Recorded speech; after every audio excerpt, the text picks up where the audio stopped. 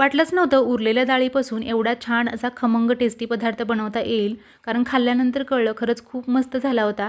तर त्यासाठी काय करायचं, बारीक चिरलेला कांदा घ्यायचा, त्यामध्ये हिरवी मिरची, आलं, लसूण याचा ठेचा करून टाकायचा। त्यानंतर ओवा, लाल तिखट, हळद, धनेपूड, चवीनुसार मीठ, थोडीशी कसुरी मेथी, बारीक चिरलेली कोथिंबीर टाकायची। माझ्याकडे थोडीशीच होती, तुमच्याकडे जास्त असेल तर थोडी जास्त प्रमाणामध्ये टाका। त्यानंतर सकाळची उरलेली फोडणीची डाळ टाकली, गव्हाचं पीठ, बेसन पीठ आणि ज्वारीचं पीठ घेतलं। सगळ्यात जास्त प्रमाणामध्ये गव्हाचं पीठ घेतलेलं आहे आणि थोडं थोडं ज्वारीचं आणि थोडं बेसन पीठ घेतले। पाणी न घालता घट्ट असा गोळा मळून घ्यायचा। चपातीपेक्षा थोडासा मोठा गोळा घ्यायचा, कोरड्या पिठामध्ये बुडवून जाडसर असा पराठा लाटून घ्यायचा। पॅनला किंवा तव्याला तूप किंवा तेल लावून छान असा दोन्ही साईडनी खमंग खरपूस पराठा भाजून घ्यायचा। एवढा टेस्टी लागतो ना, कळणारसुद्धा नाही की उरलेल्या डाळीपासून बनवला आहे।